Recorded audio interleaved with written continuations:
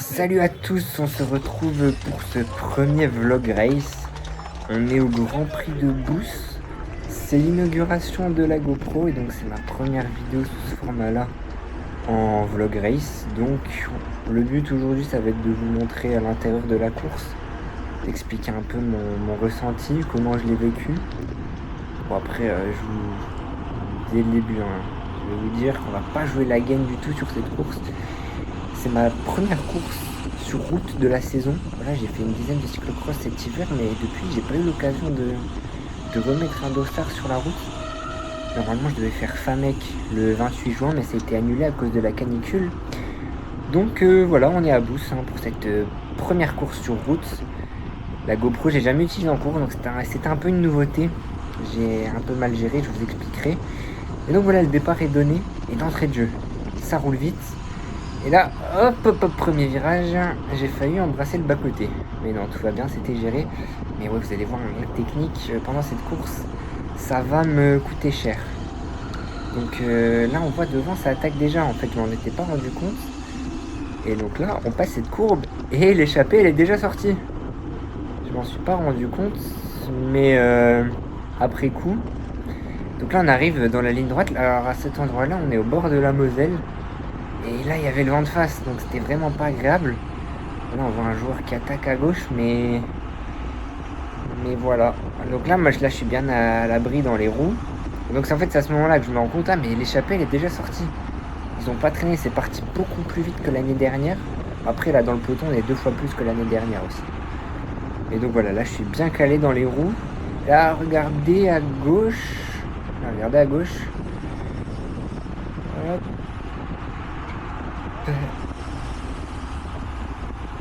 Voilà, hop, première petite frayeur. Et je l'ai juste à côté. Bon, ça paraissait beaucoup plus impressionnant dans la vraie vie. Mais là, je me suis dit, oulala, est-ce que ça vaut vraiment le coup de prendre autant de risques? Bon, maintenant qu'on est là, ben voilà, il n'y a plus qu'à.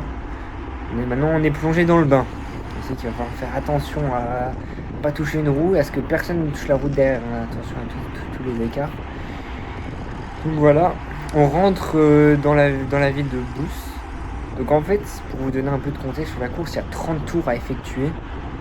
Chaque tour faisait 2,4 km, je crois. Donc ouais, c'est un peu, je sais pas, certains vont appeler ça un critérium. Donc ouais, c'était la répétition qui rendait ça fatigant. Par contre, regardez-moi ce virage. À l'entrée du virage, je suis dans la roue du ACT. Regardez la distance que je me prends en un seul virage. C'est assez effrayant. Quand je dis que la technique c'est ce qui me fait défaut, j'ai pas menti. Donc là on est dans la principale difficulté. Alors c'est pas bien compliqué mais c'est un faux plat.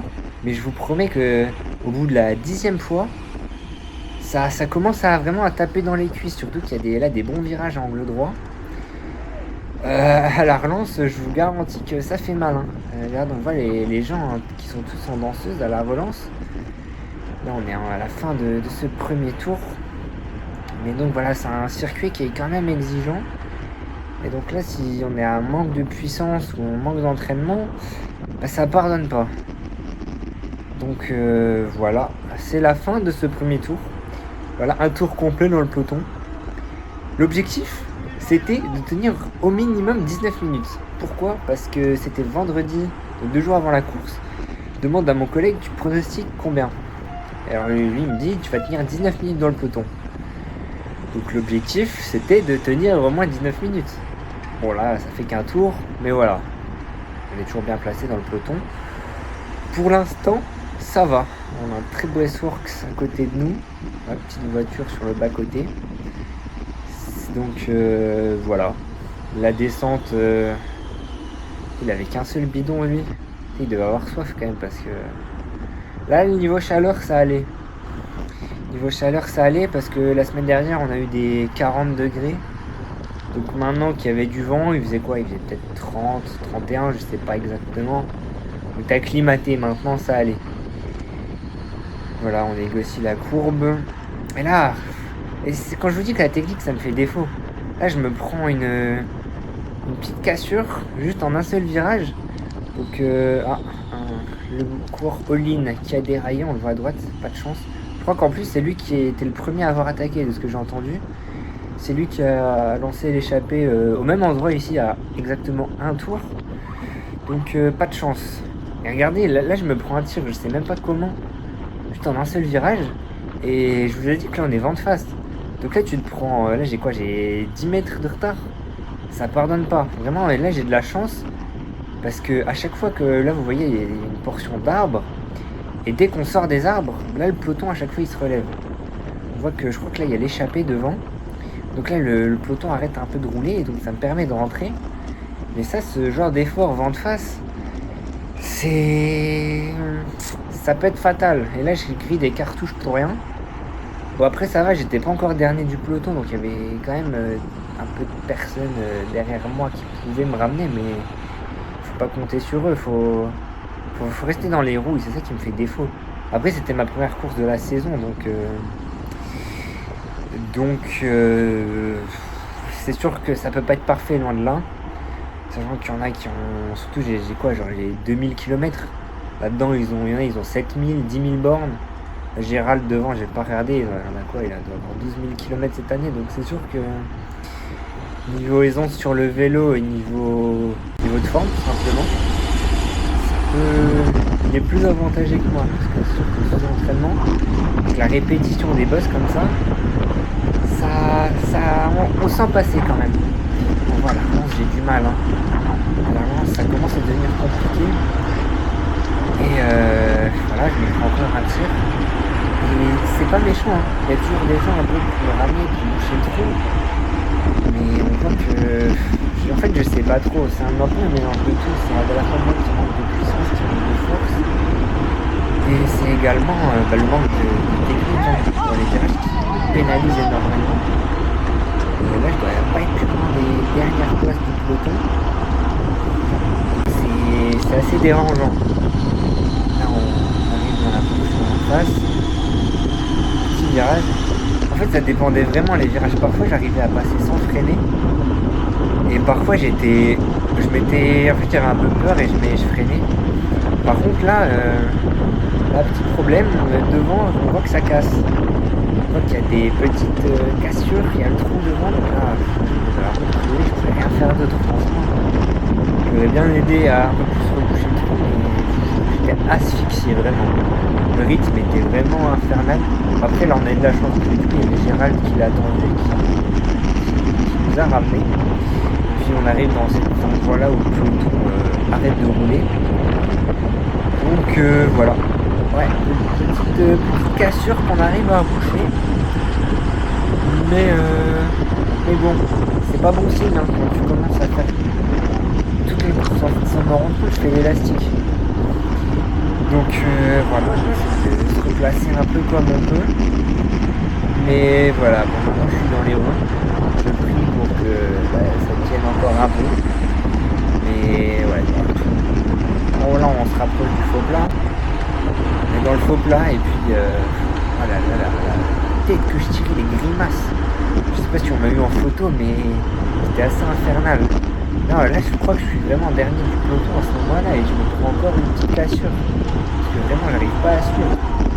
C'est infernal. Donc voilà, on tourne de plus dans le peloton. Je crois que là ça doit faire 3 tours. Il y a un dixième de la course du coup et je suis en PLS. Donc voilà. D'ailleurs je crois que j'ai pas donné le contexte de la course, mais là c'est le championnat de Moselle Access 1-2 et Access 3-4. Moi je suis en Access 1. Donc là il y a le titre de champion de Moselle qui est revenu à l'issue de la course. Parce que normalement ça devait être fait à Bertrange dans 2 semaines, mais la course elle est annulée. Donc ils l'ont fait aujourd'hui, comme l'année dernière, c'est le circuit. Donc voilà, on est toujours dans le peloton. Par contre là encore une fois dans la descente, là je me prends un tir et là, il y a quoi, il y a 10 mètres. Attention, l'élastique va finir par céder. C'est très mauvais signe. Et là la relance, il faut absolument relancer parce que là je suis vraiment dernier du peloton. Et là je suis plus dans les roues, j'ai le vent de face. Le coureur devant moi, alors il se relève, je sais pas trop ce qu'il a eu. Et là les gars, je suis tout seul vent de face. Et donc à cet endroit ça pardonne pas et puis on voit le peloton qui s'éloigne. Donc voilà, voilà comment je suis lâché, je suis tout seul. Et ben non les gars, je vous ai expliqué parce qu'en fait le bouton s'est arrêté de rouler. Donc j'ai réussi à revenir dans les roues du bouton. Voilà, petite blague, la blague du jour. C'est on retrouve notre place dans le peloton. Mais là je sens que je suis vraiment en souci. Je suis pas sûr de pouvoir passer le prochain tour là. Mais là sur mon compteur, je vois qu'on est à 17 minutes de course, je sais plus exactement. Et je vous ai rappelé le pronostic de 19 minutes. Allez, il fallait absolument que je le tienne. Là je crois que là on est à 18 minutes 30. Là il fallait absolument tout mettre là. Il fallait que je fasse. Allez, là je voulais faire 20 minutes. Je voulais tenir 20 minutes histoire de battre le pronostic. Donc voilà, on est encore dans le peloton. Puis pour très longtemps. Là voilà, on a passé la barre des fameuses 19 minutes. Mais malheureusement, la descente va être fatale.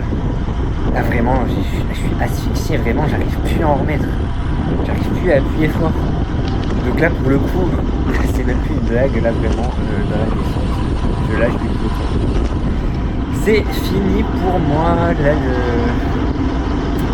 c'est fini. En plus, là je vois que les deux cours devant moi qui eux aussi sont lâchés, j'ai l'impression. Donc ça y est, là j'ai conscience que c'est fini, mon aventure dans le peloton s'arrête au bout de 20 minutes de course. Là avant de face, ça y est, on est dans la ligne droite en de face. Je remets les mains sous les cocottes, j'ai bien conscience que c'est fini. Et là c'est frustrant parce que je vois qu'il y a Chris devant moi, regardez, il y a un étangeur devant moi. Je vois qu'on va à la même vitesse et j'ai dû sauter 20 secondes avant lui. J'avais plus de force, impossible de boucher le trou, vraiment. Donc c'est dommage, il aurait pu s'entraider. Mais impossible de boucher le trou sur Chris. Donc je me retrouve tout seul. Et là, le coureur, ça c'est le coureur qui s'est relevé tout à l'heure, si vous vous souvenez. Il me rattrape. Et on va pouvoir faire un bout de route ensemble. Heureusement, on va pouvoir un peu se relayer. Donc voilà, je reviens dans sa roue. Et donc voilà, je suis plus tout seul. J'ai trouvé un compagnon. C'est sympa. On partage la route. De face, je suis désolé, vraiment. Là, je suis comme je suis un rat dans la roue. Mais là, je pense que si je prenais le relais, on allait pas plus vite que 30 km/h. Là, on rattrape Chris. Finalement, on réussit à rattraper Chris. Et je sais pas ce qu'ils se disent. Peut-être soleil. Ouais, je sais pas. Et donc, voilà, on est trois. Notre petit gruppetto commence à se garnir. Donc, voilà. Je reste dans la roue. Je suis pas très fier de ça, mais... Et là, les gars, qu'est-ce qui se passe? On se prend un tour. Par Jean-Nico. Donc Jean-Nico qui était... Donc, lui, il est parti dès le premier tour. On s'est attaqué sur le plan en bas, il s'est retrouvé dans l'échappée. Et là, il s'est échappé tout seul. Il est isolé en tête de la course. Et il avait des coureurs dans la route. Donc je me dis, c'est peut-être ses compagnons d'échappée. Pas du tout. Moi, je suis resté à gauche pour les laisser passer. Et en fait, non. C'est des coureurs qui nous rattrapent par l'arrière. Donc notre gruppetto se garnit. Désormais, on est 5. On est 3 épongeants. Il y a 2 du club organisateur de l'Arc Nouvelle. Donc voilà, on est 5. Le groupe se garnit. Bon, on n'était pas spécialement organisé, mais ça tournait un peu. Donc voilà, il y a Chris, il y a Chloé qui était la seule féminine d'ailleurs, qui gagne en féminine. Mais vraiment, j'étais asphyxié. Au niveau des poumons, j'arrivais pas. J'étais cuit, j'étais cramé là, direct. Donc malheureusement, j'arrive pas à suivre le rythme. Pourtant, le groupe était vraiment régulier. Donc je me retrouve tout seul. Et là, je me fais rattraper par un groupe. Et je me demande, mais c'est qui ce groupe? En plus, je vois, il y a Florian qui a gagné l'année dernière. Donc je me dis, non, c'est les poursuivants. Et je comprends pas comment c'est possible que ce soit les poursuivants. Et j'arrive à rester dans leur roue. C'est assez drôle. Mais donc on voit qu'il y a Florian qui est accompagné de 3 coureurs de Metz. Donc le 3 contre 1, c'est assez cocasse. Donc bah bien sûr Florian ne voulait pas, hein. C'était pas son rôle de prendre des relais puisqu'on avait Jean-Nico qui était échappé, mais je vois qu'à un moment Florian il m'a regardé, il a dû se dire mais qu'est-ce qu'il fait là celui-là? Donc j'ai pas voulu interférer, j'ai pas voulu désorganiser ce groupe. Donc fair play, j'ai attendu. Je suis laissé décrocher. Et là je me fais rattraper par le peloton. Peloton qui est vraiment très en file indienne, hein, tout simplement. Je vois qu'il y a beaucoup moins de monde que quand je l'ai lâché. Je sais pas du tout comment ça roulait dans le peloton au final à ce moment-là. Je sais même pas qui roulait. Parce que Metz et Étanges, on était les plus représentés. Et donc il y avait devant, t'as 2 Étanges et 3 Metz. Je sais pas du tout qui roulait parce qu'après c'était beaucoup de dépôts en individuel. Donc je sais pas comment est-ce qu'ils sont organisés. Mais franchement, je vais pas chercher à suivre. Je sais même pas si j'étais capable. Mais voilà, là. Je sentais que là je commençais quand même un peu à retrouver mon souffle, à faire un peu la cerise, mais bon, de toute façon, il faut que t'aies lâché, après c'est fini. Mais voilà, un petit moment, petit cafouillage dans la circulation, je sais pas trop quoi faire. Parce qu'en plus je suis enfermé entre la moto et la voiture, donc je sais pas trop. Après ouais, là, je peux un peu tirer avantage de la voiture, hein. Là, je peux profiter un peu de la circulation, elle me tire un peu dans le trottoir. Mais bon, c'est un mec qui est hors course, donc ça sert à rien. En plus là il y a le Dodan, il ralentit. Si c'est pour finir dans son coffre, c'est pas la peine. Donc voilà, j'ai pas pris de risque, hein, ça sert à rien. Je la gagne. En plus il respecte les codes de la route, il est sympa, il s'arrête au stop. Donc là je sais pas trop quoi faire. Et ben il redémarre quand je suis à côté de lui, ouais c'était un peu bizarre, mais bon c'est pas grave en soi. Donc je sais pas si. Ouais, c'est que le motard, même le motard m'a un peu dérangé, je sais pas au final. Mais le motard était bon quand même, il était assez pédagogue. Et même par exemple quand il me dépassait, il me disait serre-toi à droite. Pour ce genre de situation, quand Jean-Nico me remet un tour. Donc voilà, je suis toujours tout seul. Par contre là, à ce moment-là j'ai pas trop compris, hein, parce que Jean-Nico il a quelqu'un dans la roue. Donc je pense que cette personne-là, elle s'est prise en cours par Jean-Nico. Et elle reste dans sa roue. Je sais pas trop quoi en penser, enfin je sais pas, vaut mieux se laisser détacher parce que là t'interfères avec l'échappée, c'est pas, je sais pas, tu peux désorganiser la course comme ça, souvent les arbitres ils demandent que tu ralentisses.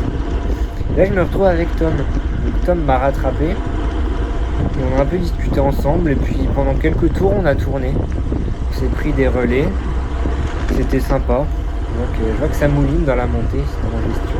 Donc voilà, petit fit Étanges-Metz, les 2 clubs les plus représentés sur ce championnat. Donc voilà, je crois que Tom a plus relayé que moi, je suis désolé, mais moi j'étais collé.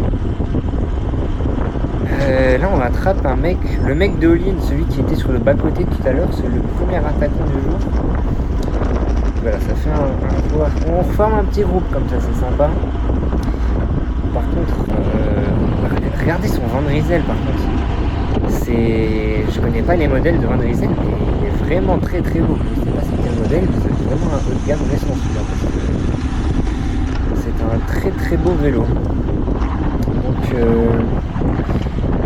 voilà. Nouveau moment de cafouillage dans la circulation, je sais pas trop quoi faire. Parce que je me dis, si là les voitures potentiellement elles vont tout droit et nous on tourne à droite. Donc si c'est pour qu'ils nous foncent dedans, potentiellement, bof. Je sais pas trop quoi faire, je ralentis un peu. Mais ouais, je savais pas trop quoi faire à ce moment-là. Au final, on réussit à dépasser les voitures. Donc voilà, on reste dans la roue de ce coureur Olin. Là j'essaye même un peu de le relayer. Parce que je me dis vas-y ça sert à rien de trop faire le rat non plus. Mais j'essaye de relayer, j'essaye de faire ce que je peux, mais bon. On s'est rattrapé par Chris. Donc Chris relaye directement le groupe. Donc sympa. Merci. Je j'étais vraiment en PLS dans le face. J'avais plus rien dans les jambes. Moi, j'ai pas les watts. Donc, je peux pas vous dire combien de watts j'ai développé sur cette course. Mais je manquais vraiment de puissance et j'étais cramé. Parce que moi, ma stratégie, c'était juste de rester le plus longtemps possible dans le peloton. J'avais pas de gestion, c'est juste le plus longtemps possible dans le peloton et puis après, on va voir. Contrairement à par exemple Chloé qui elle a beaucoup plus d'endurance, beaucoup plus l'habitude de tout ce qui est grand fond d'eau ou course de longue distance. Donc elle a lâché le peloton avant moi, mais après elle a réussi à me dépasser puisqu'elle était vraiment en meilleure gestion. Et là je sais pas pourquoi le mec de all-in il accélère. Je pense peut-être je sais pas, il en avait marre, on était pas assez rapide pour lui. Il en avait marre que c'était que lui qui prenait les relais, donc il accélère. J'ai pas réussi à suivre, hein, vraiment. J'avais plus rien. Donc là, on passe sur la ligne d'arrivée. Je suis tout seul. Hein. Là, je me fais rattraper par un groupe. Ça doit être les poursuivants avec Florian et les 3 Messins. Et d'autres coureurs avec lui. Alors, la situation de course, ça commence à devenir vraiment désorganisé. C'est difficile à suivre. Je sais pas trop où on en est. Mais voilà, ce petit il y a pas mal de Messins, hein, ils doivent être 5. Et donc là, je me refais dépasser par... je sais pas qui c'est, parce que là, il y a Jean-Nico. La situation de course, j'en ai absolument aucune idée. Donc Jean-Nico n'est plus tout seul, il a dû mettre un tour à tous ses coureurs. Le peloton me semble scindé en deux. Je sais pas trop. Mais donc, voilà. Pour la situation de course, c'est assez désorganisé quand même. Je sais pas trop. Dans tous les cas, Jean-Nico a gagné en solitaire, hein, puisqu'il a mis un tour à tout le monde. Et donc voilà, c'est la fin de cette vidéo, puisque ma GoPro n'avait plus de batterie. En fait, j'ai filmé toute la course au lieu de faire des séquences. Donc j'ai quoi, je dois avoir 1h30 de vidéo, donc j'ai pas les 20 dernières minutes. Mais donc pour vous raconter un peu ce qui s'est passé, je me suis fait rattraper par un groupe. Mais je crois que c'est vous vous rappelez au tout début quand on était 5, on était 3 étanges et 2 arcs Novellon. Je crois que je me suis fait rattraper par ce groupe. Et donc on a fini la course ensemble. Et donc à la fin, j'ai essayé de faire le sprint entre guillemets à ce groupe et personne n'a suivi. Donc j'ai fait un peu le rat, j'avoue que j'ai pas réussi à trop relayer. À la fin j'ai mis un flingue, mais c'est pas très fair play de ma part, j'avoue.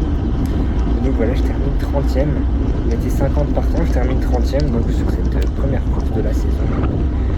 Donc voilà, c'est la fin de cette vidéo. N'hésitez pas à me dire, tous ceux qui ont regardé la vidéo, n'hésitez pas à me dire si vous avez des retours à me faire. Et moi je suis assez curieux de savoir qui a regardé la vidéo et qui est arrivé jusqu'au bout. Donc si vous avez des retours à me faire, n'hésitez pas. En tout cas voilà, on se retrouve j'espère le 14 juillet à Thionville pour le critérium. Et puis voilà, merci à tous d'avoir suivi cette vidéo et à bientôt.